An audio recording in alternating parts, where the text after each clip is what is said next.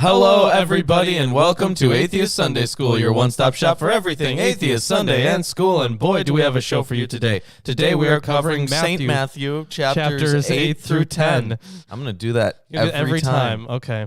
And I guess I'm just going to have to... That's the way it is in the KJV. And the KJV is... the best Bible. The best one, of course. So... Yeah, Be honest, if you took the ESV... that ESV. Yeah. And this KJV. Mm-hmm. And you just threw them against each other until one of them was destroyed. Which one would win? This KJV would win. That is accurate. I suppose this ESV would lose to the KJV in a physical match. Guys, that could be a hilarious thing to do when we're done reading them. Smash them against each other until one is destroyed. We'll have a tournament. We'll have a tournament. Which is the strongest Bible? Yeah. Right. Physically. Today, we're covering some miracle stories. Ooh. Yeah, including, of course, Jesus stilling the storm. We're going to have a little resurrection. A little resurrection. Yeah, just like it's a tiny miracle. You know, see, there's a big resurrection that happens later on in the story. Right, that's the important one. But there's just like a little resurrection. Like a little one. Small miracles. That was an Archer, right? Like, thank God for small miracles. I don't know. That was quoted a lot. I think it was. Anyways. You're the Archer guy. I mean, I do like that show. You don't use a bow and arrow. I don't even think you watch it anymore. It's still going. I kind of dropped off after the whole only takes place in his head thing. Yeah. Yeah. Maybe they got back to the real world, but the stakes don't matter to me anymore. And maybe the next leap will be the one that takes him back home. Wow. So. That was so inspirational. Oh, it wasn't going during the opening? That happens sometimes. Yeah, we don't know why. Because we clicked the button. I definitely did a countdown and clicked the button as normal. Yeah, we he says his little thing, we get ready for it, and then we do the intro. Sometimes it doesn't go right away. It doesn't work. Yeah, the numbers all add up though. Everything this says is green, right? So you can see through it. Not see through it, but it's see-through, guys. It's, just like it's not there. It's green screen. Yep. So, welcome to Atheist Sunday School, your one-stop shop for everything Atheist Sunday in school. I have the KJV. I have the English Standard Version. We also have the Jewish Annotated New Testament. We have Erdman's commentary on the Bible. We have part 2 of... we have part 2 of the Hermenia commentary and translation. By Luz. Yep. Ulrich Luz. This is chapters 8 through 20. We have the NIV Study Bible and the New King James Version. We do. We also have some Greek versions here. We have a Greek New Testament. Thank you to Landon. We have a Greek, a textual guide to the New Testament. We have the historical Jesus in context. Yep. And we have the text of the New Testament by Bruce Metzger. And we have the Oxford. Yeah, whatever. We got a lot of books. And that's a good thing. That's a good thing that we have so many books. And lots of books. Lots of them. The NIV New Interpreter's Bible, New Testament. Wow, that's a mouthful. New Interpreter's Bible, New Testament Survey. Yeah, we got a lot. And anyways, we got some miracles. The first one is going to be apparently Jesus healing a leper. Oh, wow. Yeah. You know, according to the Jewish Annotated New Testament, those lepers are not lepers. Oh, okay. Because you see, is it because it probably just refers to some to just like any skin condition, I'm guessing? Well, you see, biblical leprosy is a scaly skin disease, not Hansen's disease, which we now call leprosy. Okay. Yeah. So, you want me to just hop into it, or? Yeah, we can just hop into it. Fine, I will. Great. God. Okay. Okay. So, chapter 8. When he was come down from the mountain, great multitudes followed him. So this is kind of like the Moses story. He comes down from the mountain. Yeah. And Of course, unlike the Moses story, when Moses comes down the mountain, the people are already at the bottom of the mountain. They're all screwing up already. Yeah, right. But like they immediately just start messing up. It's like, listen, our leader has been gone for a bit, and we're freaking out. yeah, but this Jesus guy here, he's like flipping it on its head. It's like that Moses guy. He ain't got nothing on me. Yeah. Right? And behold, there came a leper and worshipped him, saying, Lord, if thou will, thou canst make me clean. And Jesus put forth his hand and touched him, saying, I will, be thou clean. And immediately his leprosy was cleansed. Wow. Cleansed. Well, yeah. Yeah. Yeah, his leprosy became clean. Okay, so yeah, so stretching out one's hand. Actually, like we didn't even notice this, but yeah, stretching out someone's hand is a very common theme in the Old Testament, and a gesture that the miracle worker often makes in healing narratives. But it means more in this case. Mm-hmm. You know, and rabbinic sources mention healing by touch. No law forbids touching people with leprosy. Of course, you become unclean by sure touching someone. You have with to go leprosy. through the little thing to cleanse yourself. Yeah, Little ritual. yeah. So I added that to your Skyrim. Remember when you touch when you touch a dead body? yes. I added that to your Skyrim just for you because I thought you'd think it was. Never mind. That was it's just only a for minor me? inconvenience. Okay, gotcha. It's only a minor inconvenience. That was just for me. Okay. Yeah. The little story is artfully constructed. It's midpoint at verse 3a. That's and he stretched out his hand. That part is framed chiastically by the leper's request and Jesus' answer, and by the exposition and the acknowledgement of the healing. The introduction in verse 1 is detailed, as is the concluding word of Jesus in verse 4. Which I haven't gotten to. Right. So yeah, get through verse 4, and then we'll talk about that. And Jesus saith unto him, See thou tell no man, but go thy way, show thyself to the priest, and offer the gift that Moses commanded for a testimony unto them. Yeah, so it's interesting here. So he's commanding silence about this. Mm-hmm. Right, and the New Interpreter, well, the NIV, Yeah. not the New Interpreter's Bible. The NIV has some commentary on it. It says, perhaps this is for several reasons. 1, Jesus did not want to be considered a miracle worker. 2, he did not want his teaching ministry hindered by too much publicity being given to his healing miracles. And 3, he did not want his death to come prematurely, i.e., before he had finished his ministry. So there's another interpretation to this here. So the final verse is not easy to understand. Contrary to his usual custom, Matthew makes use of Mark's command of silence, although he omits Mark's final verse 45 that is needed to make sense of the command. That's in the passage that is in the Stilling the Storm passage in Mark. Presumably, he wants to heighten the following command. This and only this is what you are to do. Take your sacrifice to the priest as is required by Leviticus 13 through 14. For Matthew, it is important that the person who is healed keep the Torah of Moses at his command, at the command of Jesus. The key word, kutharizo, or actually at this point it would have been kutharizo.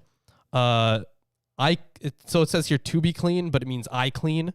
That is used 3 times, also shows we are now dealing with Israel and its law. Until modern times, marturion, testimony, was interpreted, probably incorrectly, as a sign of judgment on Israel. But it is more likely that what is meant is a positive witness, initially for the priests, but then for all the people who are listening, as Israel's Messiah, Jesus, keeps the Torah.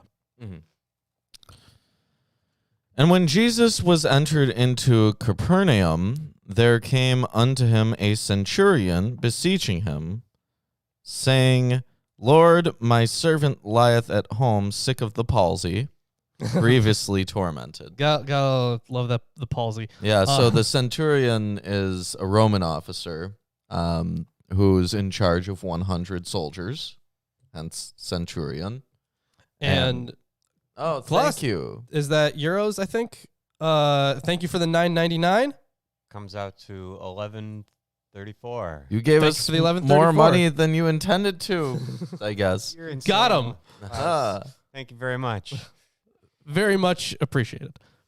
So yeah, apparently this story specifically, the one with the centurion. Mm-hmm. So yeah, these verses 5 through 10 and 13 apparently, that would be part of the story, I would think, is reminiscent of Mark 2:1 that is going to be omitted later. Otherwise, the story comes from Q, where it appeared immediately after the Sermon on the Plain. Of course, we don't actually have a way of knowing that. That is off of our best reconstructions of Q. But this would have been coming from this separate tradition. Mm-hmm. Yeah. Also, according to the Jewish Annotated New Testament, since Rome in the 20s through 30s stationed no troops in Galilee, the centurion may have been a decommissioned officer. Okay. Yeah, most likely a Gentile commander. Yeah, of course, of the company of 100. Yep. Mm-hmm. And Jesus said unto him, or Jesus saith unto him, I will come and heal him. Just to be clear, this is what, starting at verse 5, right? I just read verse 7. Oh, verse 7, okay. But yeah, the centurion's story starts. Yeah, at verse 5. it's he says, yeah. Yeah. The centurion answered and said, Lord, I am not worthy that thou shouldst come under my roof, but speak the word only, and my servant shall be healed. For I am a man under authority, having soldiers under me. And I say to this man, Go, and he goeth, and to another, Come, and he cometh, and to my servant, Do this, and he doeth it.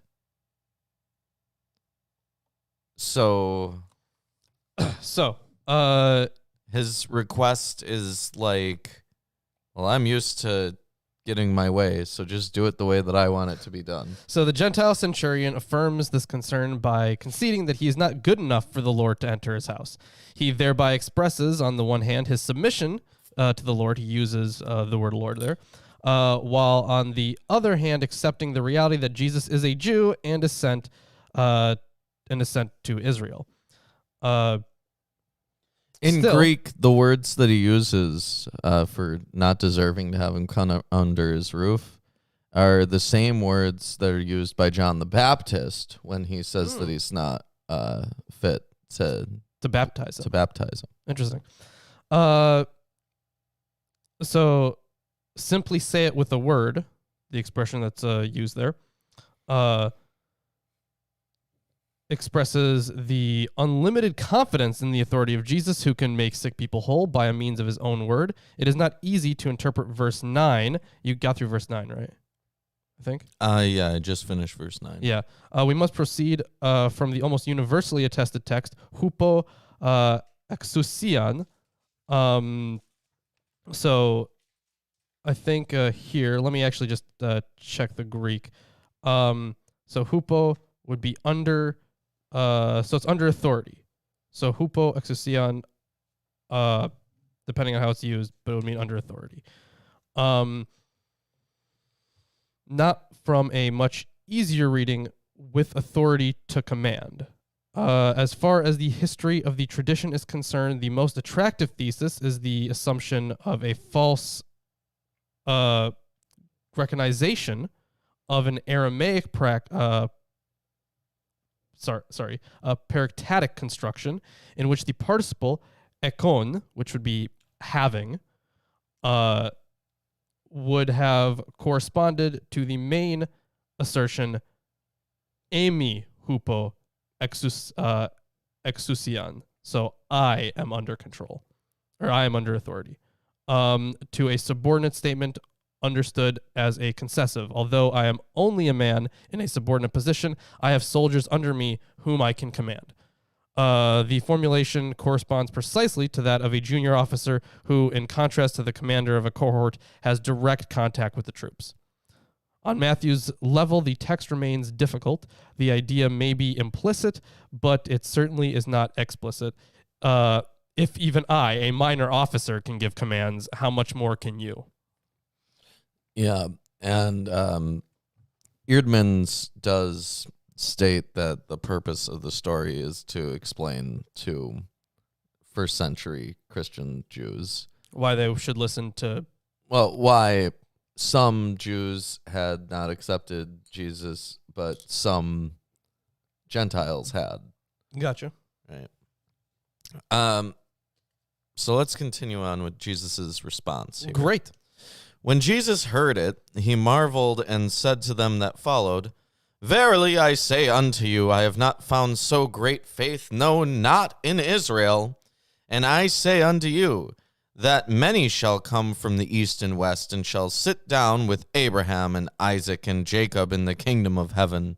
But the children of the kingdom shall be cast out into outer darkness. There shall be weeping and gnashing of teeth. And Jesus said unto the centurion, Go thy way, and as thou hast believed, so be it done unto thee. And his servant was healed in the selfsame hour. So that's the centurion story. Yeah, that was the whole little thing. So our story is multidimensional. So initially, it is the story of a miracle. It is important for Matthew that it actually happened, for it demonstrates the sovereignty of the Lord, at whose mere word the boy immediately becomes well. That, yeah, of course, the first part there. Secondly, the miracle happens to a Gentile, but it does so in a section of the narrative that speaks of the miracles of Jesus in Israel. It is important for the evangelist that precisely this Gentile respects the law and Israel's priority in the history of salvation. However, this merely serves as the background for the signal in verses 10 through 12, which we just read. From the point of view of the community that is familiar with the end of the story of Jesus and that knows about the coming Gentile mission, the centurion becomes the first member of the Gentile church.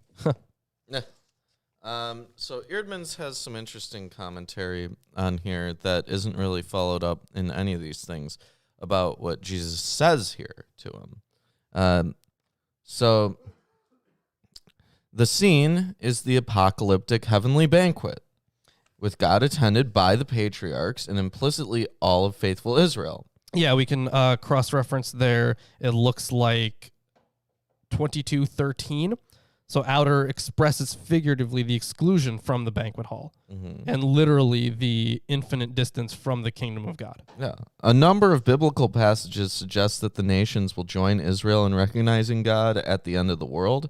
So they are probably the many from east and west who will attend the banquet. The many may also refer to diaspora Jews returning to the land at the end. The author of Matthew uses the story as a polemic against Jews, sons of the kingdom, who reject Jesus, but he does not imply that Israel as a whole has been rejected by God, contrary to many commentators. Rather, he adds to the story, compared to the version in Luke 7:1 through 10, the names of Abraham, Isaac, and Jacob, making it clear that the banquet has Israel as its center, even if some of Israel are unfaithful. In contrast to those who enjoy the pleasure and security of God's banquet, which is characterized by light, those who reject Jesus will be put out of the house into the dark, where they will weep and gnash their teeth in frustration at their loss. Matthew uses this weeping and gnashing formula to signify apocalyptic judgments at the end of 5 parables. Yeah, so weeping and gnashing of teeth. I don't know if you've heard this around, but that's often, very often, used to be like the main descriptor for hell. Like there will be weeping and gnashing of teeth, and that's to describe a horrible pain. And presumably that's because Matthew uses it so often. Yes. Even though with this description that they have, this is not like hellfire and brimstone. They're being cast off into darkness. Yeah, essentially as far as you can from the kingdom of heaven. So the thing there, yeah, with the listing of the patriarchs, it would be like, you may not be there, but you know who will be? Your forefathers. Oh. We're moving on to this next story in this chapter here. And when Jesus was come into Peter's house, he saw his wife's mother laid and sick of a fever. Yeah, so the source is Mark 1:29 through 34. The most important characteristic of Matthew's treatment of his source is the way he abbreviates it. With the omission of several details, the text becomes clearer and more transparent.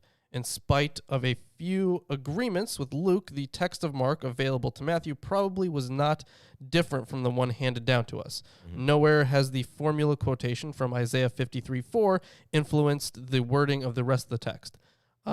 There is thus no indication that it might have been connected with the Markan text prior to Matthew. So, also, this is not Jesus' wife's mother. This is Peter's mother-in-law. Yeah. And he touched her hand, and the fever left her, and she arose and ministered unto them. When the even was come, nighttime, they brought unto him many that were possessed with devils. Oh. And he cast out the spirits with his word, and healed all that were sick. See, that's why I was scared, because he said it was nighttime, and they said nighttime was bad. Well, nighttime's the right time. Okay. Yeah. Now we get an explanation of why he does this. Great. Oh, good. That it might be fulfilled, which was spoken by Isaiah the prophet, saying, himself took our infirmities and bare our sicknesses. Yeah. So the whole thing about that. So precisely that part of Isaiah 53:3-5 is used here. That does not speak of the suffering of God's servant. Our quotation is an example of the way early Christian exegesis, like the Jewish exegesis of the time, sometimes quotes individual words of scriptures without any regard for their context. Yeah. So, so the servant. Let's talk about this a little bit. The servant in the servant songs is already dead. Mm-hmm. Like it even says it in the song that he's already dead. Whoever the servant is, whoever it may refer to, already dead. So yeah, sorry. Interestingly though, the quotation itself corresponds to the context in this regard. In contrast to 12:18-21, the word pais theou. So it says here servant of God, but it could also be translated as child of God. Does not appear here. All right. Now, when Jesus saw great multitudes about him, he gave commandment to depart unto the other side. And a certain scribe came and said unto him, Master, I will follow thee whithersoever thou goest. And one thing I've noticed, at least in the KJV, when they have a line that Jesus says, it's always present tense. Even when other people use past tense stuff. So, like earlier, you even pointed out that Jesus says. Yeah. So here it says, a certain scribe came and said unto him, Master, I will follow thee whithersoever thou goest. Next line, and Jesus saith unto him. So let me, we can actually check the Greek. Look at that. We can do that. Yeah. So what verse is that? That is verse 20. That's verse 20? Yeah. Now, oh yeah, they used past tense in some parts where he talks, but in other parts where he talks, they use the present tense. Yeah, and Jesus says to him, "Yep, that is present tense." So, so before that though, with the that starts at verse 18, right? Yeah, that's that's at verse 20. Yeah, sorry, but at 19, then a certain scribe came and said unto him. Came up, yeah. So it's past tense there. Yeah. Now in verses 10 and 13, they use past tense when Jesus is talking to the centurion to refer to what Jesus says. But before that, they are in fact almost exclusively use present tense. Yeah, so with Jesus, for the ones that we've noted so far. Now, I haven't read the whole. I haven't personally translated the whole Gospel of Matthew from Greek, but it does appear from the ones that we have went over. So this scribe that's going up, it is all listed in past tense, but then for Jesus, it is present tense. Now, this would be interesting, right? If the parts where he's talking to Jews are present tense, whereas the parts where he's talking to Gentiles, so like when he talks to the centurion in verses 10 and 13, they say, Jesus heard it, he marveled, and said to them that followed. Or Jesus said unto the centurion. And also later on, when he talks to some demons, it uses a past tense, said. But it appears that when he's talking to Jews, it uses present tense, which may have some kind of significance for the text. We'll keep going. We'll see if this continues. Mm-hmm. But that would be interesting. Yeah. And Jesus saith unto him, the foxes have holes, and the birds of the air have nests, but the Son of Man hath not where to lay his head. You know what? I actually do know what this is. So this is it's a way of putting in emphasis. Like this, the present stuff is the stuff that you should concentrate on. Mm-hmm. I actually do. We actually went over that in my Greek class.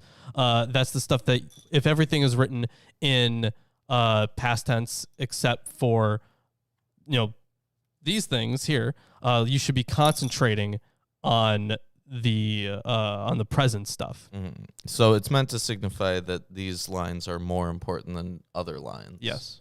Okay. Because we have another past tense Jesus saying, which comes up in a couple verses here. So,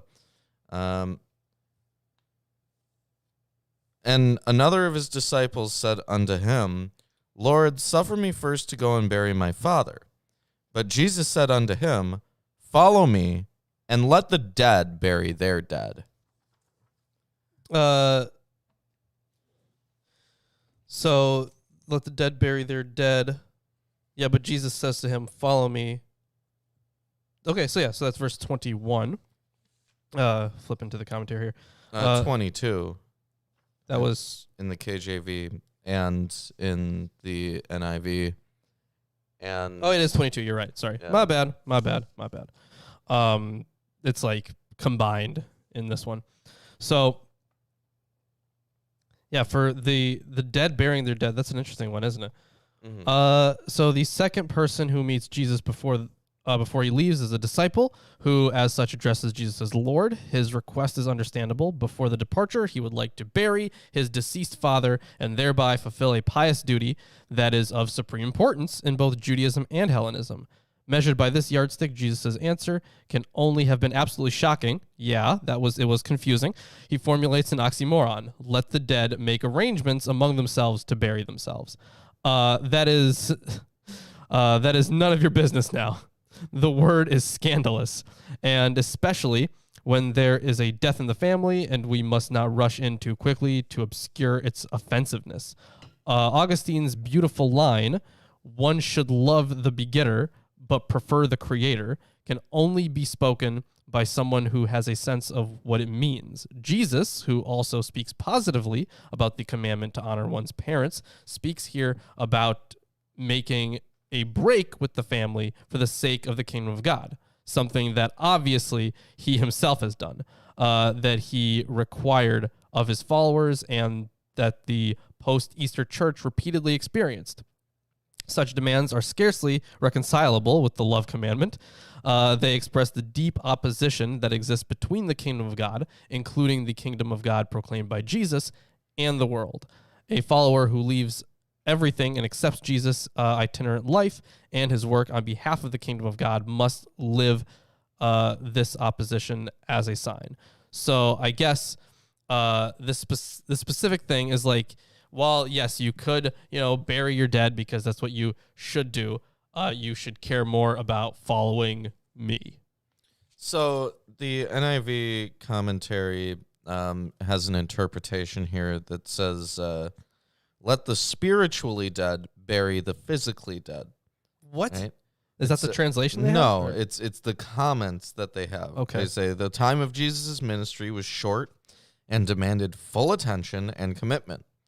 This statement stresses the radical demands of Jesus' discipleship, since Jews placed great importance on the duty of children to bury their parents. Let's see, here's something interesting. So the dead grave diggers are presumably not spiritually dead, but really dead. And the church's interpretation, in my judgment, changed the meaning of the logion of the logion and made it generally applicable. This harsh saying of Jesus was not intended to give instructions about how people should act any more than the demand to give up everything and to follow Jesus was a requirement for everybody. Instead, the followers of Jesus, itinerant prophets, were specially called to proclaim the kingdom of God, and along with this calling came blunt symbolic actions that portray the deep divide between the kingdom of God and the world. It is well known that early, perhaps even prior to Mark, following became a code word that, independent of actual wandering and radical poverty, was applied to all Christians. The impulse was to generalize this logion too, was thus given early on. It's noteworthy that in particular, this would not be like there's more time commitment than initially appears here. Yeah. Right? Because if you're just burying your father, that's one thing. Yeah. It takes like maybe a couple hours. Yeah, tops. right. Dig a hole, throw it in there. Right. But get a casket, why not? Right. But within the Jewish tradition, they have to practice Shiva, right? And in that tradition, there's a period of 7 days that you have to observe the body. When did that start, though? When he dies. Was that an Old Testament thing? According to the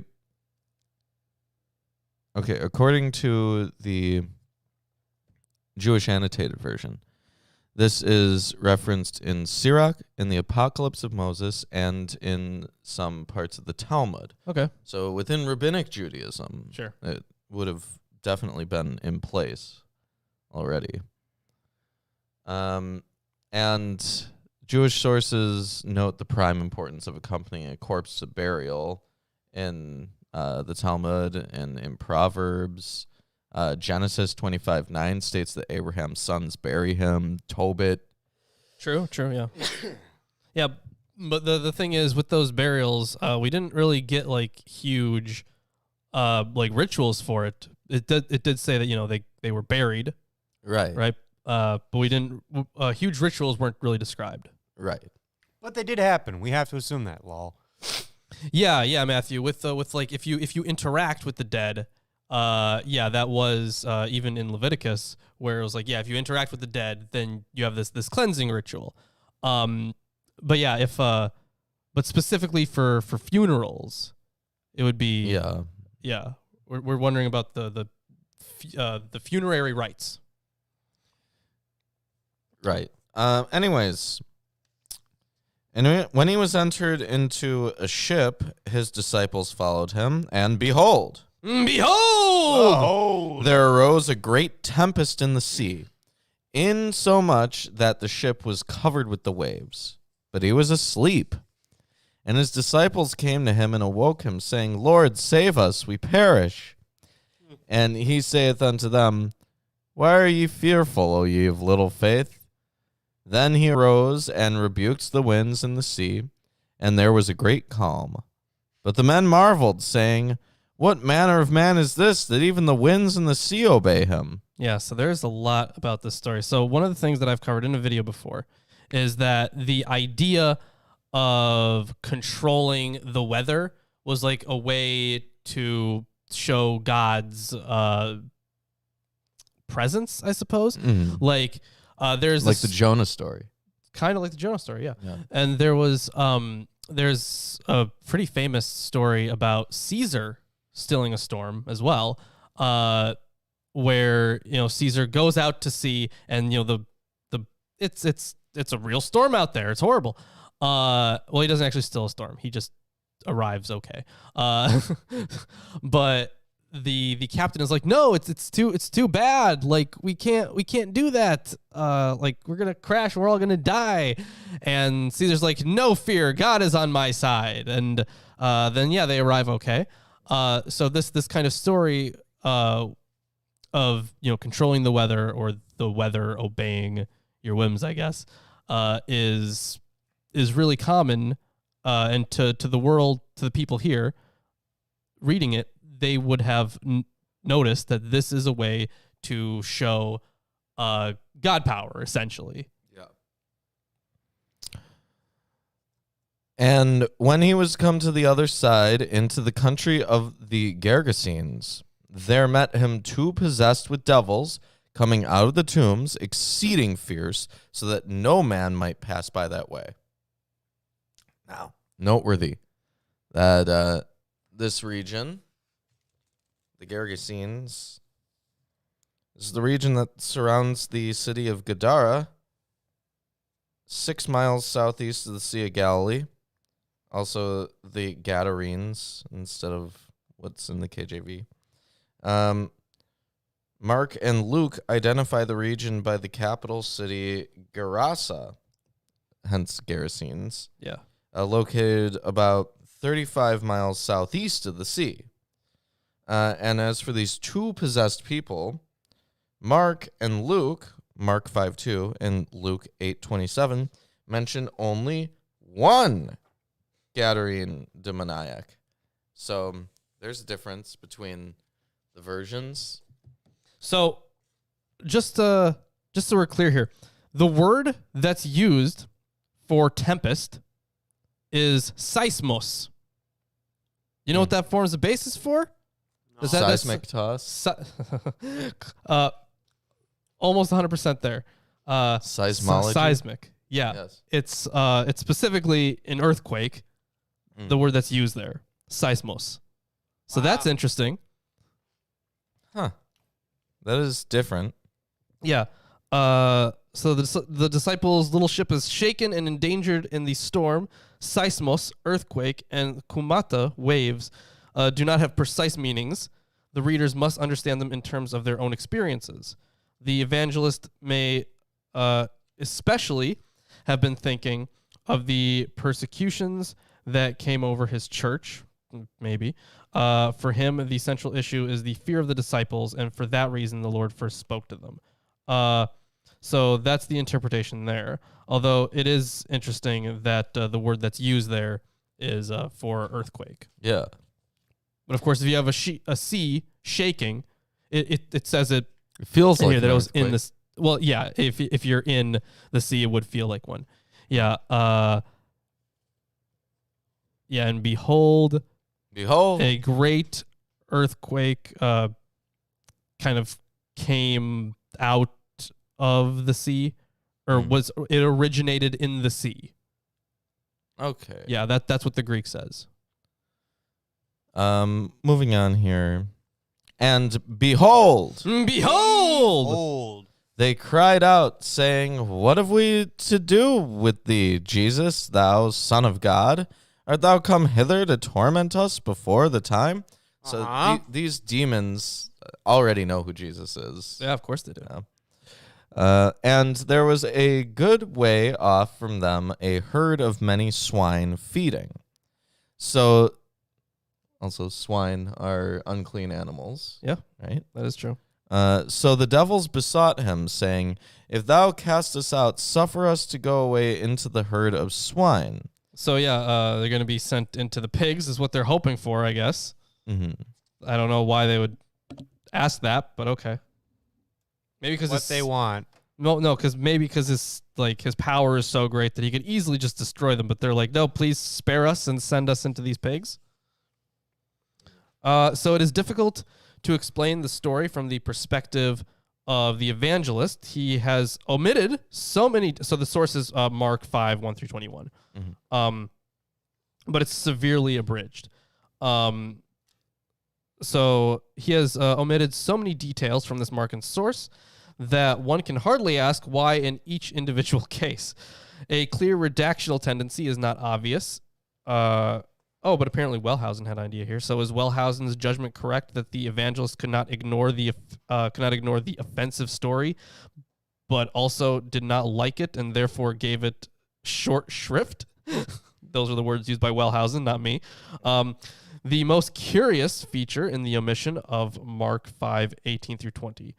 Thus, the primary question, or the most curious is the omission of Mark 5, 18 through 20. Thus, the primary question for the interpretation is what Matthew was trying to do with his abridgment, or perhaps what it was about the Markan narrative that bothered him. So here are the changes. For him, the story takes place near Gadara, no longer in the region of Gerasa.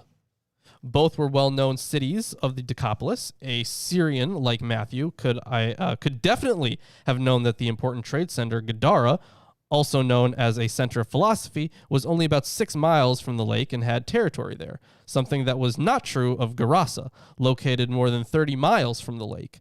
Gadara would also better fit the concept of the biblical land than would Gerasa out on its periphery.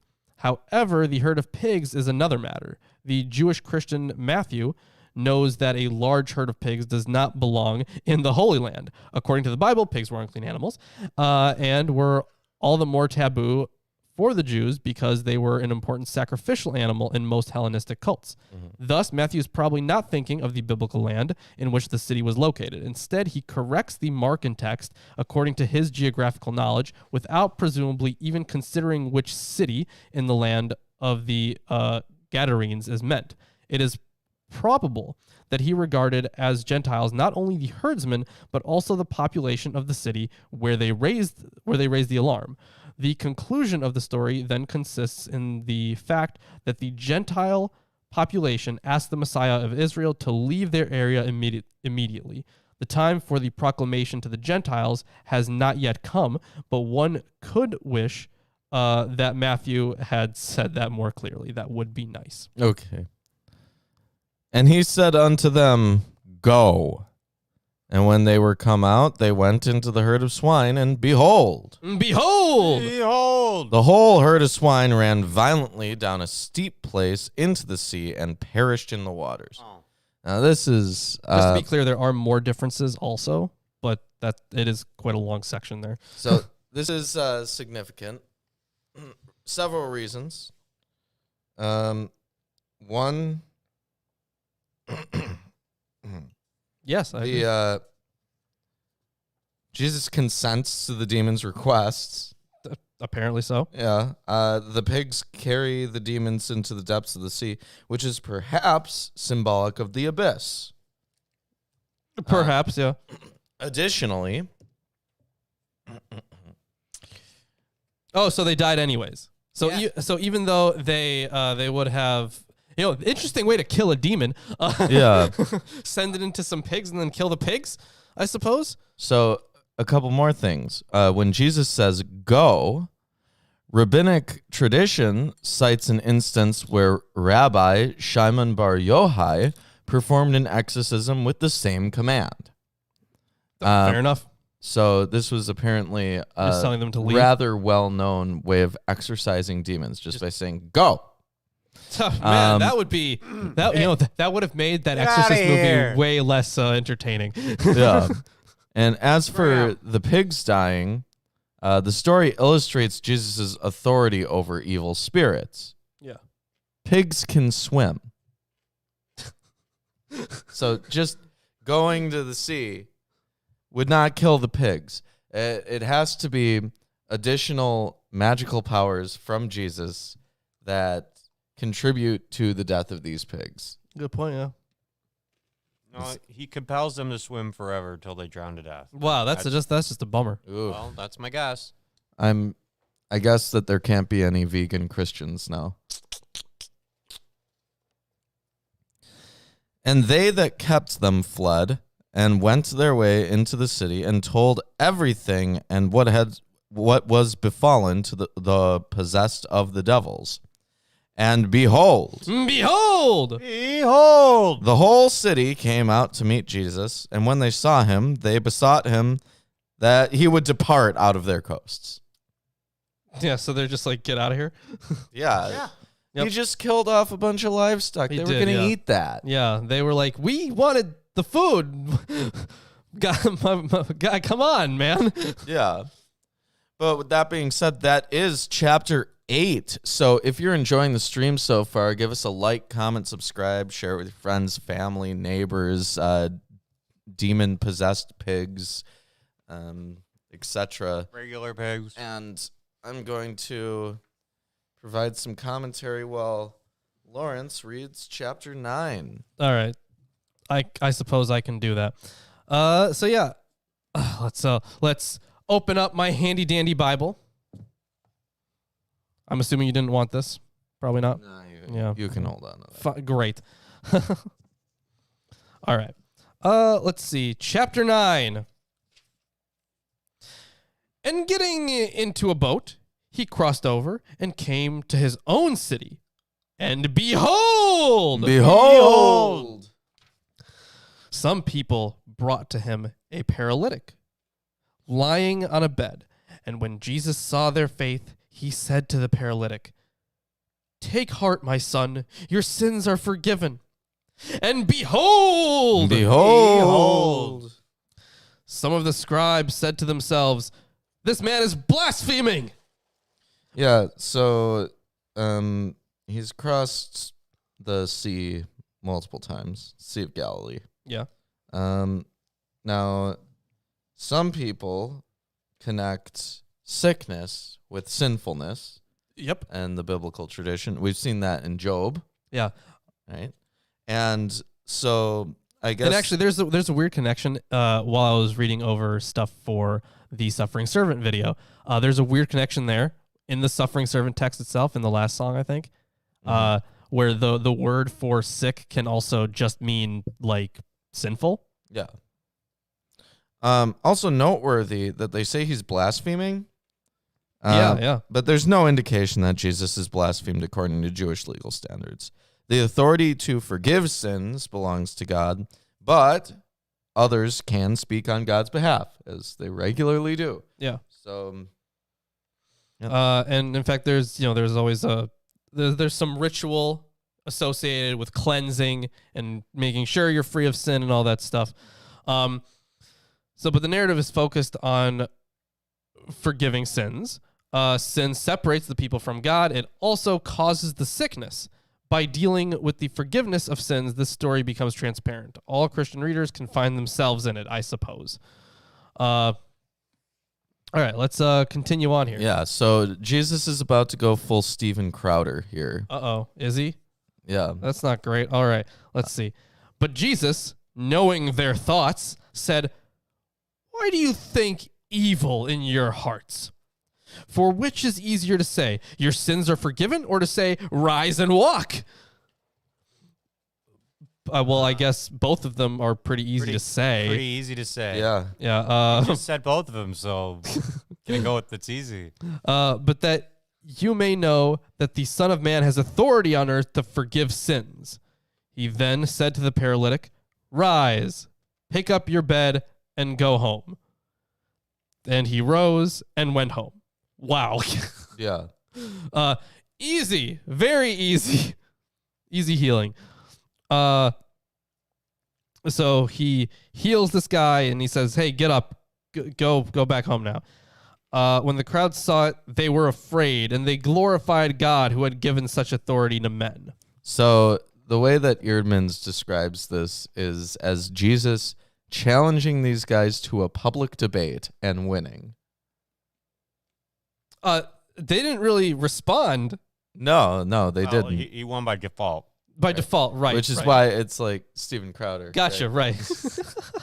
Changed my mind. Yeah, I'm looking for any kind of important notes here. Nope. I mean, it seems pretty self-explanatory, honestly. Yep. He's very powerful. He can heal like that. So now we have the calling of Matthew. Oh. Yeah. As Jesus passed on from there, he saw a man called Matthew sitting at the tax booth. And he said to him, "Follow me." And he rose and followed him. Wow. Hey, all of the followers that he gets, it's like so simple. He doesn't have to convince them or really do anything for them. It's just like he's walking by. He's like, "Hey, follow me." And then they come with. Almost like they've been hypnotized and they're not doing things of their own free will. It definitely seems strange that He softened their hearts. he softened their hearts. Yeah, that's the thing. So that's verse 9, I believe, right? It is. Yeah, and they call him Matthew there. Yeah, so so Matthew, Hebrew Matityahu, gift of the Lord, and this in Sanhedrin, the Talmud, right? Mhm. Rabbis mentioned that Matthai was a disciple of Yeshu, which is a Hebrew derivative for Jesus. Yeah. So according to the evangelist, the next episode takes place as Jesus is leaving the place where the lame man was healed. He does not say, however, that Matthew was present at the healing. Instead, Jesus saw him sitting at the tax office. So he just goes up to him. He speaks his word of command. Matthew immediately obeys. It would be the present. Sorry, I forgot the name of that kind of present, like when we're talking about things in the past, like as you mentioned before. That seemed strange. I forgot the name of it. It's a historical present. And the word that's used there is the same one, lege. It's the present. So instead of Levi, it is Matthew who is called. Matthios is an abbreviation similar to Janai, Zakai, Yokai, or Nathai, and goes back to Mattheon or Mettithiah in 2 Kings, and then also in Nehemiah 8:4, gift of Yahweh. Another abbreviation of the same name is Matthias. Why did Matthew change the name? Yeah, so why did Matthew change the name Levi? So sorry, why did the author of Matthew change the name Levi there?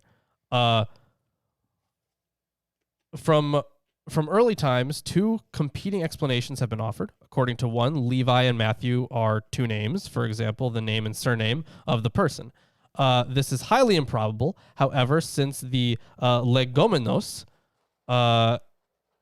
since the named Matthew wants to give a name, not a surname, and since there is scarcely any evidence for two different Aramaic names for the same person. The only other possibility, and one that was seldom advocated in the ancient church, is to assume that we are dealing with two different persons. In that case, the evangelist has replaced the lesser-known Levi with Matthew, who was a member of the 12, and whom he refers in 10:3 as a tax collector. Why did he do this? One may conclude from the change that the circle of the 12 was important for Matthew. It is obvious for him that in most places the disciples are the 12. By identifying the disciples who are transparent of his own community with the earthly Jesus's unique circle of the 12, Matthew insists that discipleship always involves a relationship with the earthly Jesus and obedience to his commands. That is also why he had characterized the gospel as euangelion tes basileas,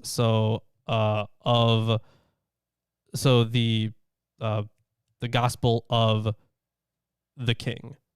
That is as the earthly Jesus proclamation of the kingdom of heaven.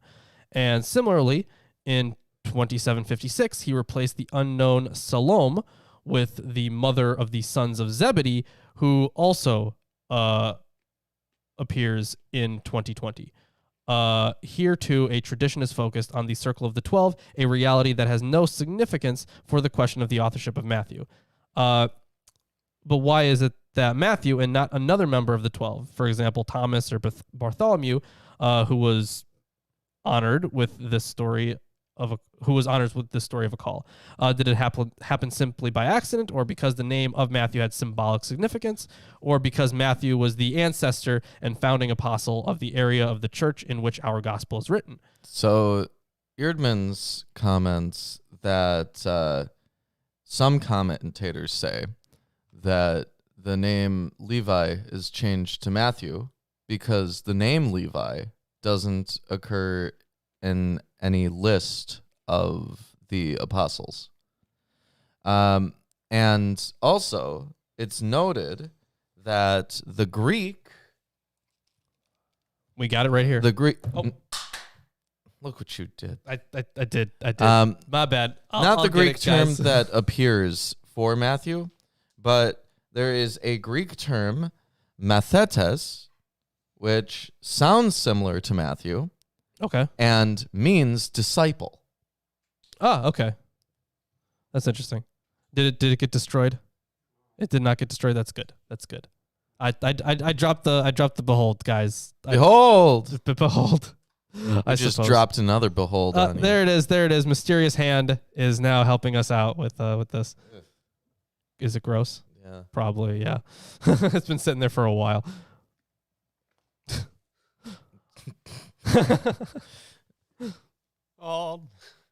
Either way, yeah, it's different there. So why don't you continue the reading? Great, we'll do.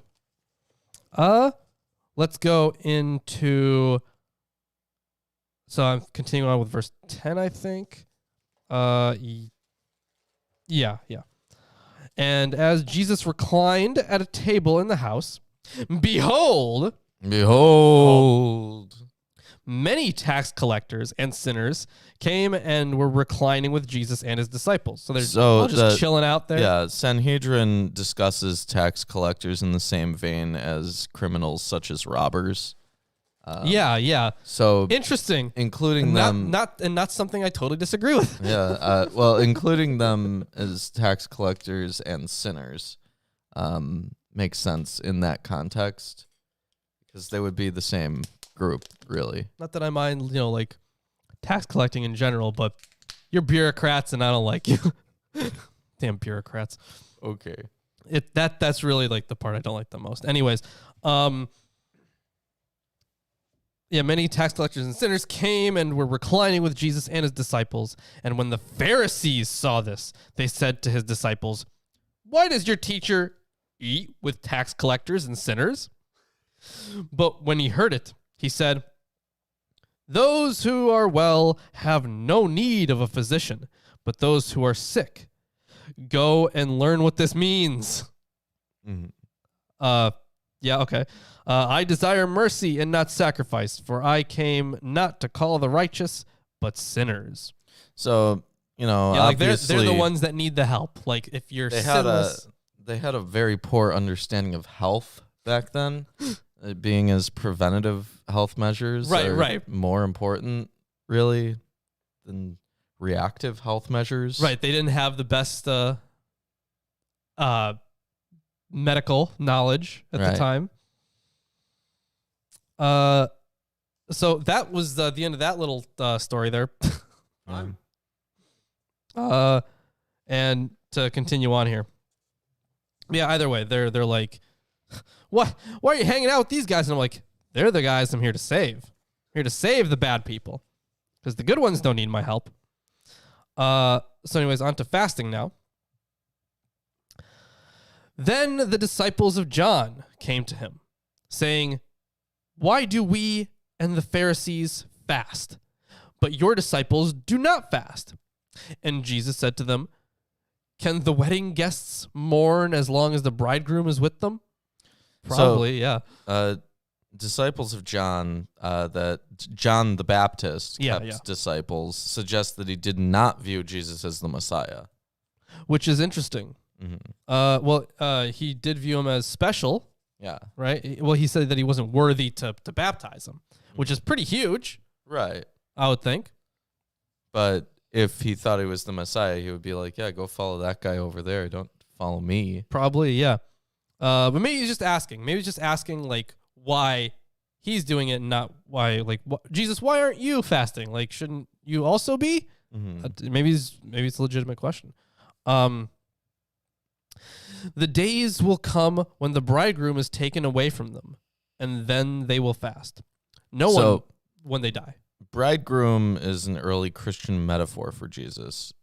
He's seen as the church's bridegroom. Oh, well, we kind of had that in the Psalms, too. Yeah, Jesus likely used the term as a self-designation.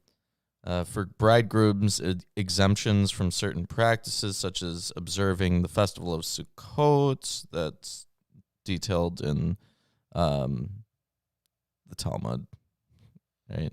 So there's special things that apply to bridegrooms. Gotcha. No one puts a piece of unshrunk cloth on an old garment, for the patch tears away from the garment, and and a worse tear is made. I mean, people do that. Yeah. And they do it pretty well. Like you've seen those dresses that are made of like just patches, basically.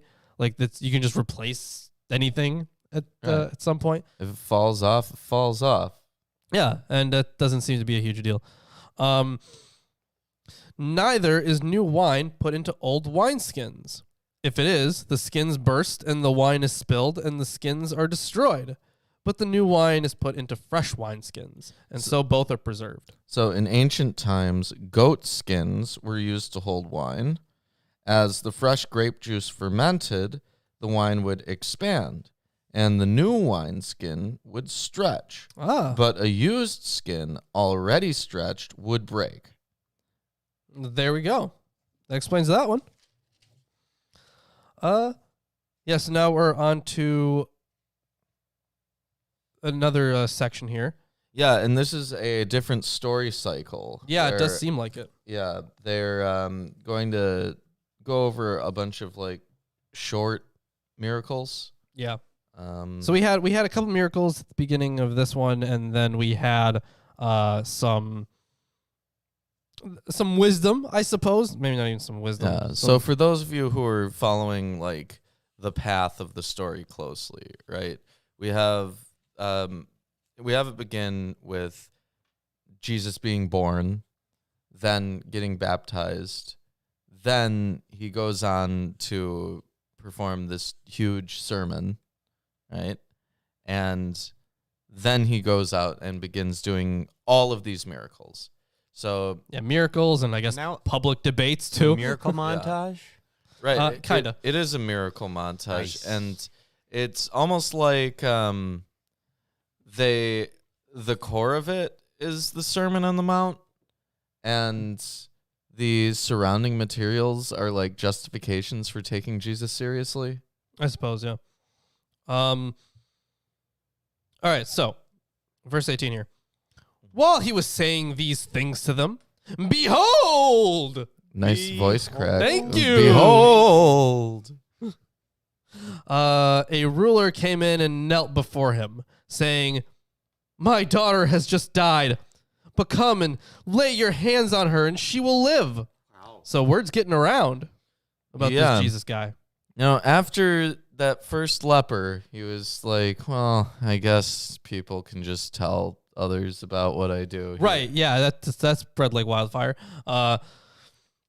And Jesus rose and followed him with his disciples. And behold! Behold! A woman who had suffered from a discharge of blood for 12 years. Probably vaginal bleeding.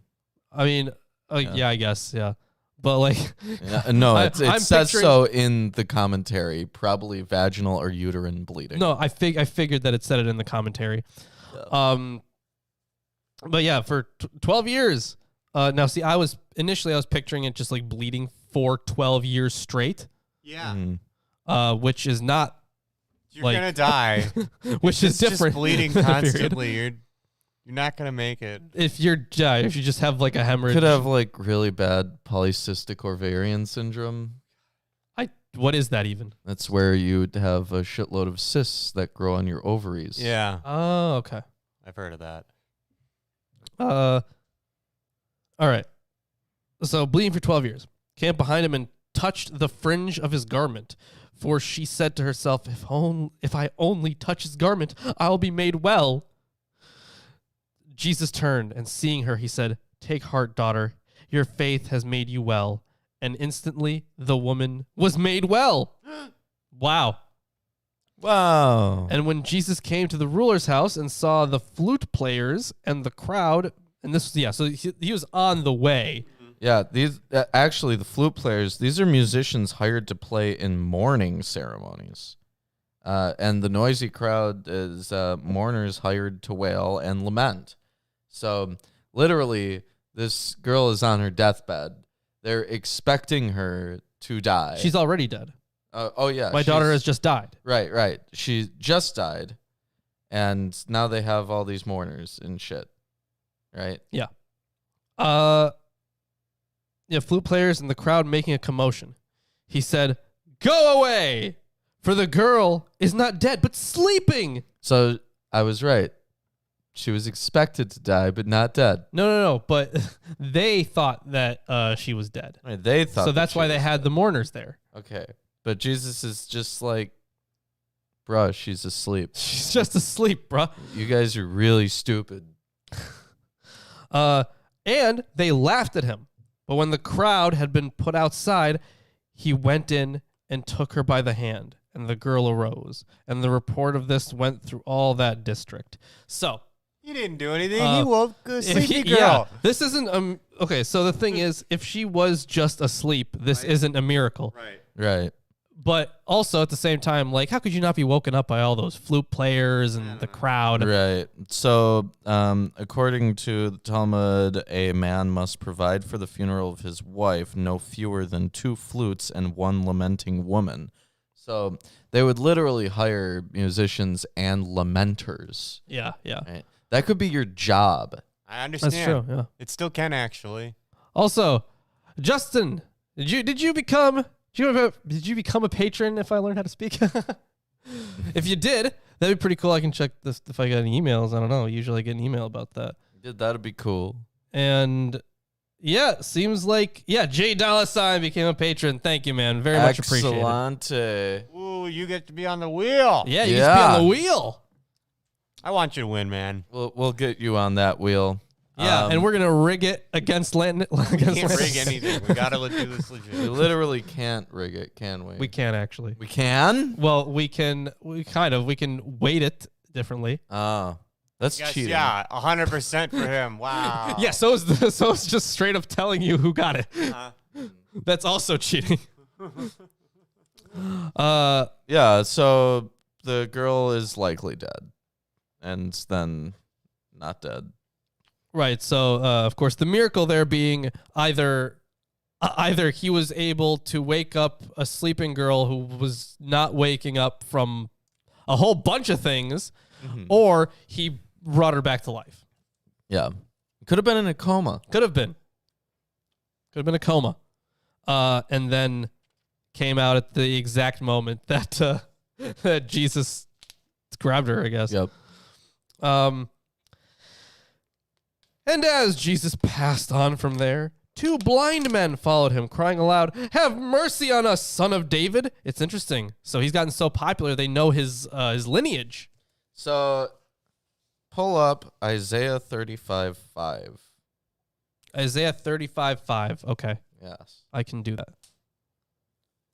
Isaiah 35:5. Then the eyes of the blind shall be opened, and the ears of the deaf unstopped. Yeah. So this is Isaiah predicting the healing of the blind in the Messianic age, Okay. according to the commentary here. Sure. Let's see. Where was I? Right. I was reading the thing. Right. Blindness And the son of often David. symbolize religious or spiritual lacking. As in 11 QS Temple 45:12 through 14 states that the blind are not allowed to enter Jerusalem. Yeah, and apparently the source for this comes exclusively from Mark. So it's Mark 10:46 through 52, except that in verses 30b through 31, Matthew makes use of the earlier omitted Mark 1:43. So something he didn't use earlier. Matthew will bring up the story of the blind Bartimaeus again in chapter 20 in a version that on the whole is closer to Mark. The changes are redactional. At the most, we might ask whether the version of the Markan text available to Matthew was slightly different from ours. So yeah. They also refer to him as the son of David. Yeah, so of course that is a Christological title. He was kind of linked to David. It's also his an genealogy. inaccurate title. Well, yeah, with our understanding of genealogy, yes. Yes. Of how genetics works. But it is a title of Christ, or as a title of Christ, is especially prolific in the Gospel of Matthew. On the one hand, scholarship has called attention in the history of tradition to the expectation of the royal messianic son of David that is documented sparsely in pre-Christian Judaism and more frequently in post-Christian Judaism. On the other hand, it has been noticed that in Mark 10:47 through 48, and then especially in Matthew, son of David is used by the sick, primarily by the blind, to address the miracle worker, Jesus.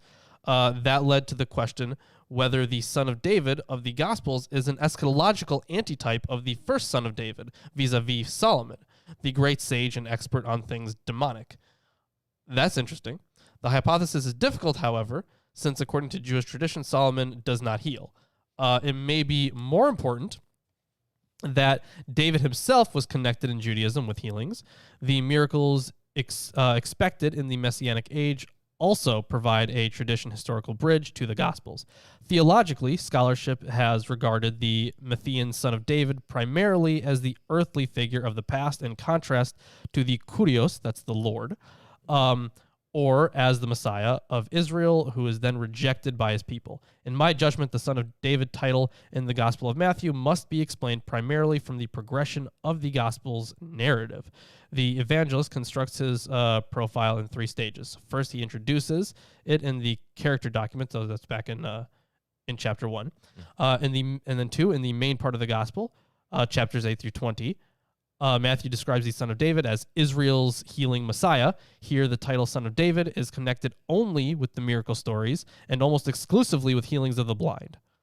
The Messiah of Israel thus helps Israel with its blindness. It's also noteworthy that the literal son of David is Solomon. Yes. Right? So by using the title, they're associating him with like the wise dude he wrote Proverbs, right? Or supposedly wrote Proverbs. Yeah, they're the Proverbs of Solomon. Proverbs. And then we got the wisdom of Solomon. We have a whole lot of, he was the smart guy, apparently. Or no, not even the smart guy. He was actually a little dumb, but he was the wise guy. Yeah. You wise guy? Yeah. Why don't you continue on here? Yes, I will do that. So we have these blind people saying, "Please, Son of David, help us out here." When he entered the house, the blind men came to him, and Jesus said to them, "Do you believe that I am able to do this?" They said to him, "Yes, Lord." Then he touched their eyes, saying, "According to your faith, be it done to you." And their eyes were opened. Oh, he's like, yeah, so like, do you truly believe? Do you see what I'm doing? And they're like, yes. It's like, okay, now you can see. See what I did there? Bet you did, because now you can see. Is your card red? Yeah, and their eyes were opened, and Jesus sternly warned them, "See that no one knows about it." You know, back But in they the went- day, sorry, you but- had to use like a fish gallbladder and go through all these steps. Yeah, you needed to have the fish gallbladder. Whatever happened to that?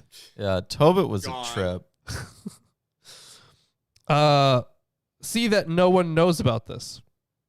But they went away and spread his fame through all that district. Oh, or is this supposed to be kind of like a humbleness kind of thing? Like, Yeah. like It's supposed to be a humility thing according to these sources. which would make sense because everyone's talking about it, and he's like, just don't tell anyone, okay? But like, obviously, he's not stopping it. He's not punishing anybody. He's not really mad about it, even though they express their faith, but then immediately disobey Jesus. Mm-hmm. That seems a little weird. Yeah. Either way, continuing on here. As they were going away, behold, a demon-possessed man who was mute was brought to him. And when the demon had been cast out, the mute man spoke, and the crowds marveled, saying, never was anything like this seen in Israel. But the Pharisees said, he casts out demons by the prince of demons. So, the prince of demons, there's a note here. The prince of demons could be Beelzebub. The Greek form of the Hebrew name Baal-zebub, Lord of the Flies, is a parody and mockery of the actual epithet Baal-zebul, exalted Baal, or Prince Baal. Mm-hmm. The name we came to be we talked used about of that Satan. a lot, yeah. Yeah.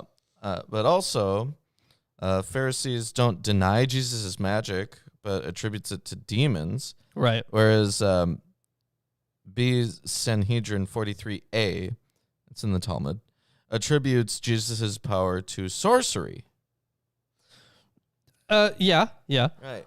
And if you remember, I think it was the Christian demonology video where I showed some pictures of like early depictions of Jesus where he had like magical staves and like. Were those in the video? I think so. They were in some video that I did. There were some things that showed that early depictions of Jesus saw him as a wizard. Okay. And yeah, so that's out there somewhere on the channel. It's probably in that video. I must have just forgotten that it was in there. Yeah. Is that not Hermes Trismegistus video, maybe? It might be the Hermes Trismegistus. It might be that one, yeah. That is true. All right. Let's continue on here. Well, hold on just a second. So yeah, very easy cast out of a demon.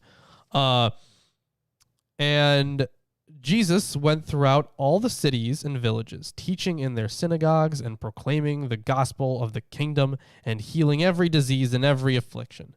This mute thing was also brought up in Isaiah. Was it? Okay. Yeah. Same spot that you read. Gotcha. That's right. Yeah. When he saw the crowds, he had compassion for them because they were harassed and helpless, like sheep without a shepherd. Then he said to his disciples, the harvest is plentiful, but the laborers are few. Therefore, pray earnestly to the Lord of the harvest to send out laborers into his harvest. It's almost like, I guess like it's not supposed to be literal, probably, right? But it's supposed to be like, hey, there's plenty of good stuff. You just got to pray to allow the good stuff to happen, I guess. Mm-hmm. Either way, that is the end of chapter 9. Hey, if you guys are enjoying the stream so far, drop a like, subscribe if you haven't. Share with friends, family, neighbors, blind people, mute people, demon-possessed people, dead people, living people, mourners, flute players, sleeping people. Yep. Okay. I'm hearing something, though. Workers. Behold, I am your Lord and Savior, Jesus Christ, and I want to let all you heathens and sinners know that I support this wonderful episode of Atheist Sunday School. Lawrence and Reuben try their very best to bring you the true glory of the Bible, and they need your help. They have provided links to their Patreon page and other social media just for you. Once again, my name is Jesus Christ, and this is Milwaukee Atheists. The Lord is with them. God bless.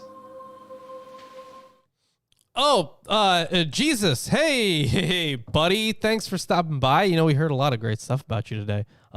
We heard that you healed some people, and we heard that you, actually, that's pretty much it. Your powers come from demons. We heard it. You can't deny that anymore. Yeah, we heard that the Pharisees think that you got your powers from demons, but hey, you know what? That's slander. You could sue for that.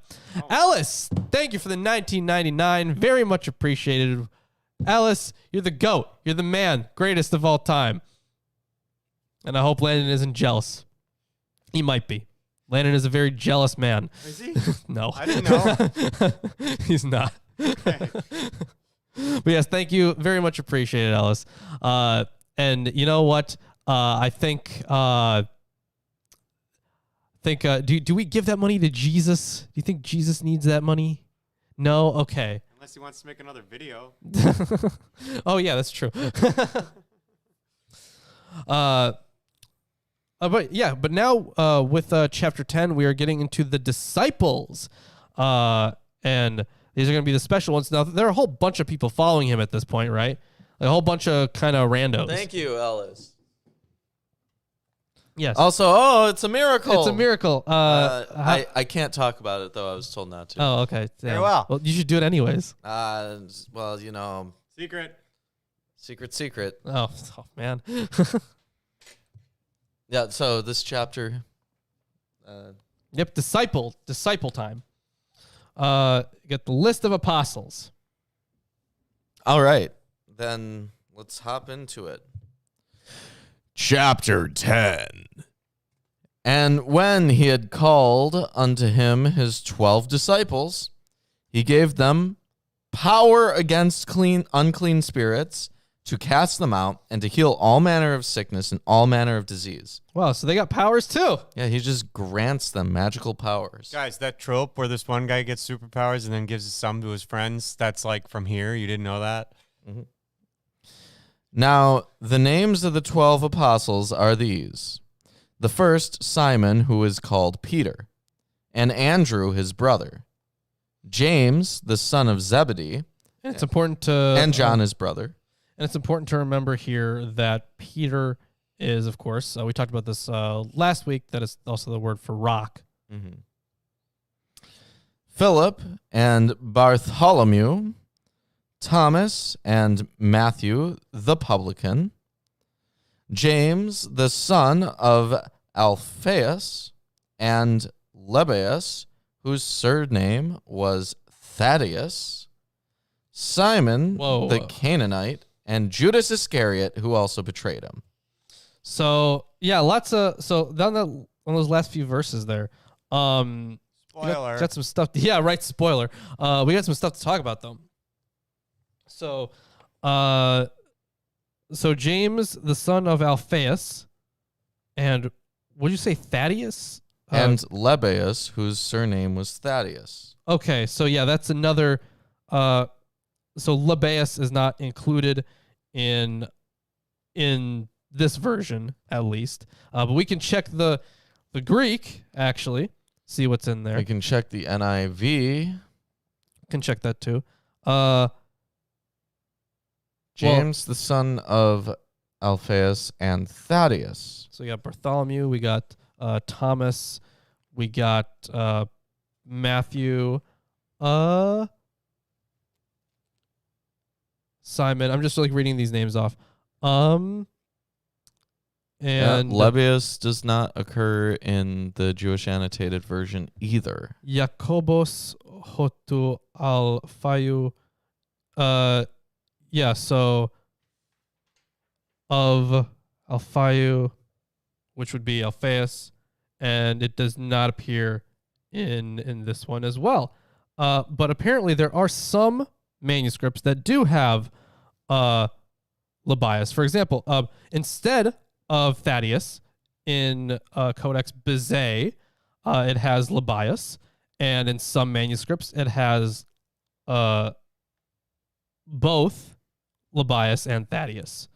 So there's that one. But the reconstruction in the Greek is without Lebbaeus. So that is an interesting one. Yeah, I also want to note that Simon not Peter, but Simon.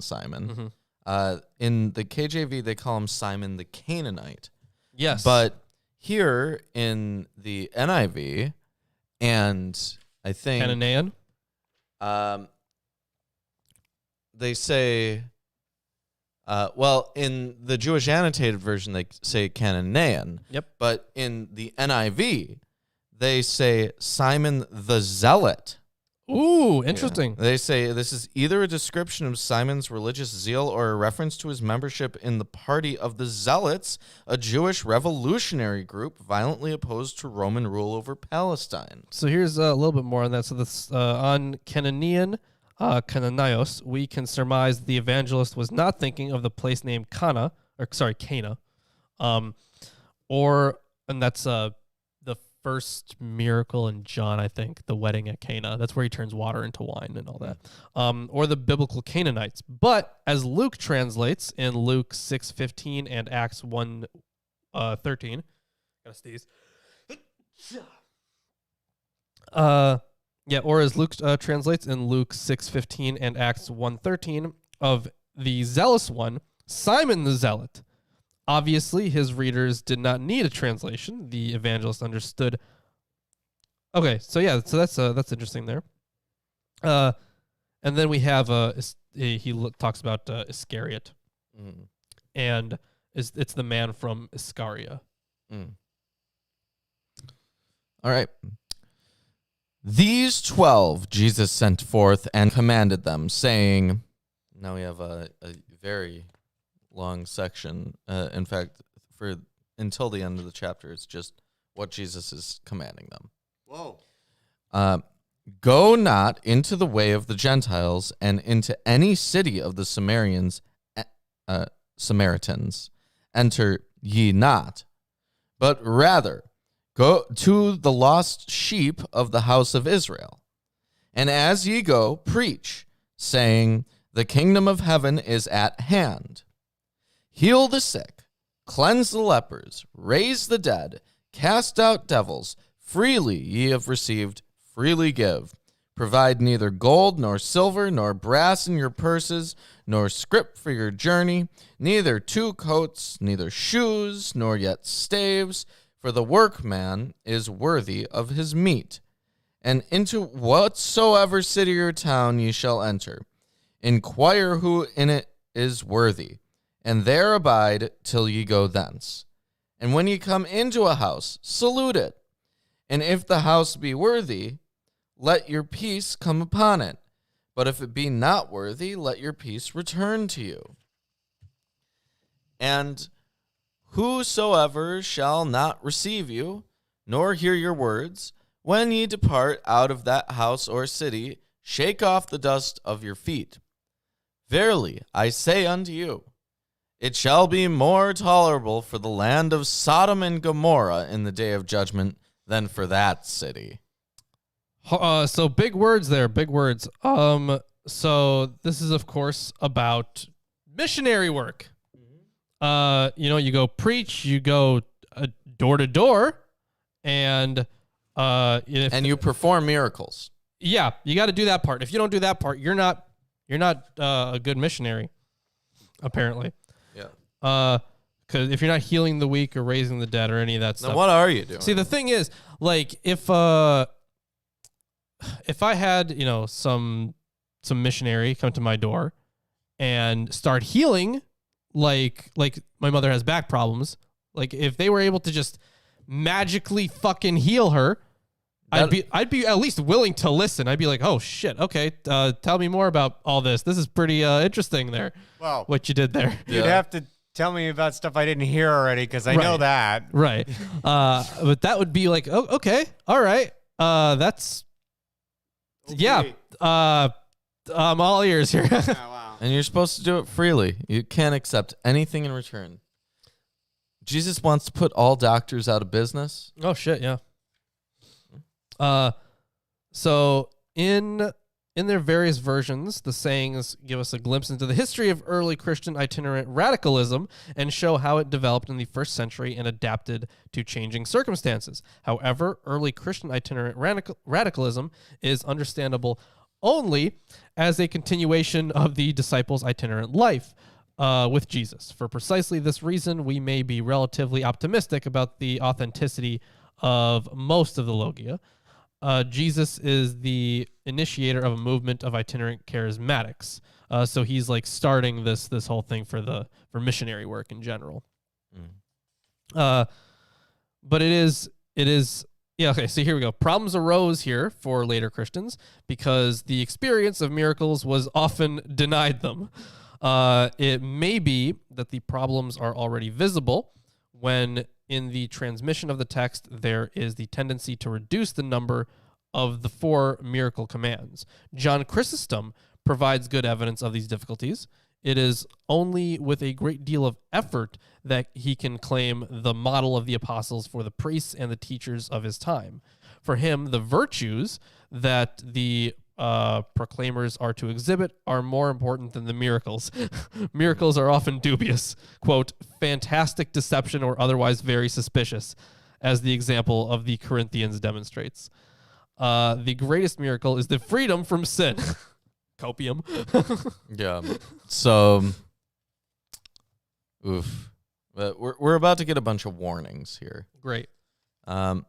Behold! Behold! I send you forth as sheep in the midst of wolves. Be therefore wise as serpents and harmless as doves. But beware of men, for they will deliver you up to the councils, and they will scourge you in their synagogues. And ye shall be brought before governors and kings for my sake, for a testimony against them and the Gentiles. But when they deliver you up, take no thought how or what ye shall speak, for it shall be given you in that same hour what ye shall speak. For it is not ye that speak, but the Spirit of your Father which speaketh in you. And the brother shall deliver up the brother to death, and the father the child. And the children shall rise up against their parents, and cause them to be put to death. And ye shall be hated of all men for my name's sake. But he that endureth to the end shall be saved. But when they persecute you in this city, flee ye into another. For verily I say unto you, ye shall not have gone over the cities of Israel till the Son of Man be come. Yeah, the last verse there, you will not complete the cities of Israel until the Son of Man comes. So yeah, they're going to be disliked, apparently. Which, I'm not sure. It seems like a lot of people like the apostles. However, I would think that if they were just like your run-of-the-mill street preacher today, I could see why some people wouldn't like them. Well, they got magic powers, so You're right. If they had those some of powers, them would be disliked because they healed people that other people didn't like, and they're like, dang, I maimed that guy. I hope he stayed maimed, but you know what? Now he's healed, and I'm not happy about that. So or you maybe get into trouble. Well, I got one more, too. Hold on. Shit. You say your thing. Okay. Maybe the fact that these guys were going around perhaps healing people themselves got in the way of like some other miracle or other shamans, other miracle workers that were going around that weren't Jesus. Yeah. And then they were competition. I had one more. Oh, yes. Of the powers that they were given, one of them is to raise the dead. And, I'm sure one of the guys never healed anybody. All he did was raise the dead. And that's a problem, He just goes around raising the dead everywhere. Nobody's going to like that. Let's just assume. And it depends on the state of the people dead. as well, yeah. Skeletons. Yeah. Oh, shit. We didn't fully think this one out. So if you remember the book of Micah, yeah, right? Micah also warns that prior to the Messianic age, there's going to be all sorts of sinning and violence. Yeah. And part of that is what they're referring to here when they say, like earlier, that in that day, Sodom and Gomorrah, it will be more tolerable for the land of Sodom and Gomorrah in the day of judgment than for that city. They're talking about children rising up against their parents and causing them to be put to death, this kind of stuff. is like what we would expect biblically from the time just before the day of Yahweh, right? So let's continue on here. The disciple is not above his master, nor the servant above his Lord. It is enough for the disciple that he be as his master. Oh, by the way, also Sanhedrin, Synedrion does not yet have the technical meaning of a Jewish Sanhedrin with 71 or 23 members, but refers generally to the court of justice. Oh, okay. It is enough for the disciple that he be as his master, and the servant as his Lord. If they have called the master of the house Beelzebub, how much more shall they call them of his household? Fear them not, therefore, for there is nothing covered that shall not be revealed, and hid that shall not be known. What I tell you in darkness, that speak ye in light, and what ye hear in the ear, that preach ye upon the housetops. And he's literally telling them to like shout from the rooftops. This is Thou love Jesus. a bit much. Yeah. Right? And fear not them which kill the body, but are not able to kill the soul. But rather, fear him which is able to destroy both soul and body in hell. God, obviously. Yeah. So, and being... We now have explicit hell. No abyss, no Sheol, no Gehenna, nothing like that. We're talking about hell. And in hell, there's no fire and brimstone yet. Your body and soul are both destroyed. They cease to exist. Yay. Yeah, so this is that's the place where souls would go to die, effectively. Yeah. But of course, if we add in like the weeping and gnashing of teeth thing that we read earlier, these are things that would lead to a whole bunch of different interpretations of hell. So that's like this verse is one of the ones that leads to I forget what it's called. Is it annihilation? Maybe they'll Annihilationism? weep and gnash their teeth just before they're annihilated. Yeah, or maybe for like a little bit and then they're destroyed. Like there are a bunch of different interpretations of how the afterlife at this point would work here. But yeah, it's far removed from the Gehenna or the Sheol of Judaism. Yeah. Are not 2 sparrows sold for a farthing?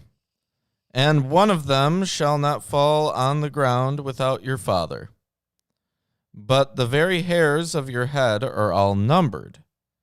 Fear ye not, therefore, ye are of more value than many sparrows. Whosoever, therefore, shall confess me before men, him will I confess also before my Father which is in heaven. But whosoever shall deny me before men, him will I also deny before my Father which is in heaven.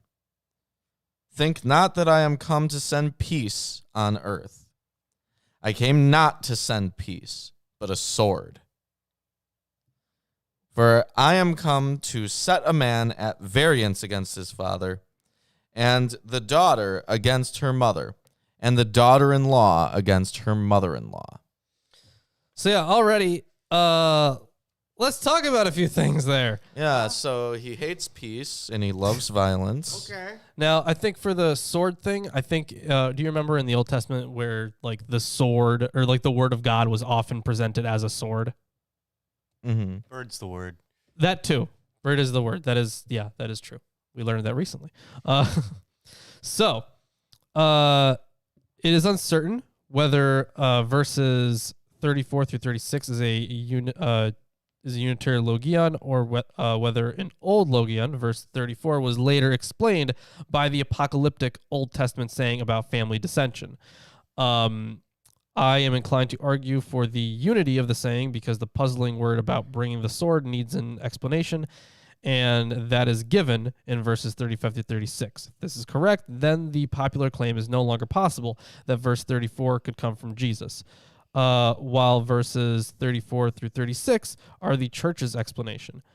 Of course, it is possible that the church, which in Mark and verse 13:12 36 is, and a man's foes shall be they of his own household. There you go. Thank you. Of course, it is possible that the church, which in Mark 13:12 also used Micah 7:6 to interpret its own situation, has created the saying. However, since Micah 7:6 already played a role in Judaism in the description of the end time, and since Jesus caused dissension, at least in his own family, according to Mark, it may also be a saying of Jesus. Check. Yeah, it says Micah 7:6, but also check Ezekiel 38:21. Ezekiel 38:21. Yeah,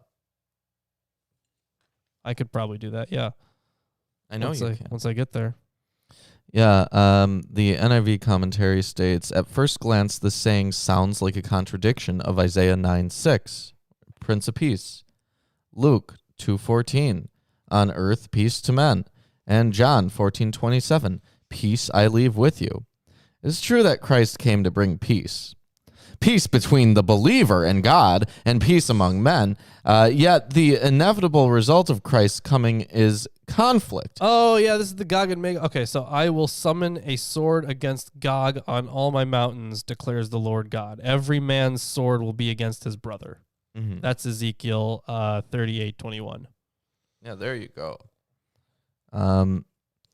So the apologetic in the NIV commentary says, the inevitable result of Christ's coming is conflict between Christ and the Antichrist, between light and darkness, between Christ's children and the devil's children.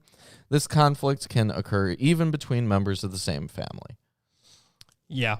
How about you? So I guess the whole point is here that in this striving for ultimate peace, with God and this kingdom of heaven stuff, in the striving of that, it would be like, yeah, you're gonna argue a lot, you're gonna hate each other, you're gonna, which I guess as far as family dinners go, religion's one of those topics, right? Well, so it's very Stalin-esque. No man, no problem. Yeah. Let's continue on here. He that loveth father or mother more than me is not worthy of me. And he that loveth son or daughter more than me is not worthy of me.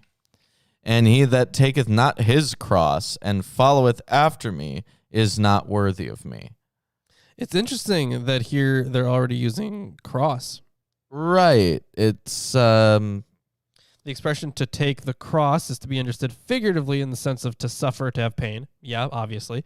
If the saying should go back to Jesus, the coincidence with his own death by crucifixion would initially be accidental. This interpretation is quite difficult. I'm guessing that, okay, so the author would have known that Jesus would have been crucified and therefore used a cross as an image here. Mm-hmm. But Weird. the NIV commentary states the first mention of the cross in Matthew's gospel. The cross was an instrument of death, and here symbolizes the necessity of total commitment even unto death on the part of Jesus' disciples. Yeah. Because this is still a speech that he's giving to his disciples. Right. Which brings in the the religious legalism question, right? To what degree does the information that is being told in chapter 10 pertain to anyone other than the disciples?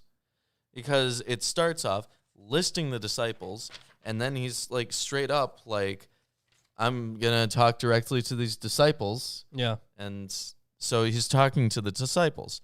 So that when he says things like, he that loves his father or mother more than me is not worthy of me, is this like him telling his disciples, look, go do this thing. Don't return home to your parents or to your children even. Or is it him making a general statement regarding like all of humankind? Yeah, I think for this, the answer would lie in the textual history. Right. Because if something was added later from a different source, let's say like this would be like from Q or something. If this was from Q, then maybe like if was just like a list of sayings, then it would have originally been that this would be to everybody. But if you take this in context and think that this is the original, which by the way, we have no originals of any of these things. But if you take it in context and think that this is the original, then you could easily come to the conclusion that it's just for the disciples. So it really depends on the textual tradition there. Yeah. Okay. He that findeth his life shall lose it, and he that loseth his life for my sake shall find it. He that receiveth you receiveth me, and he that receiveth me receiveth him that sent me. He that receiveth a prophet in the name of a prophet shall receive a prophet's reward. Wow. And he that receiveth a righteous man in the name of a righteous man shall receive a righteous man's reward. And whosoever shall give to drink unto one of these little ones a cup of cold water only in the name of a disciple, verily I say unto you, he shall in no wise lose his reward.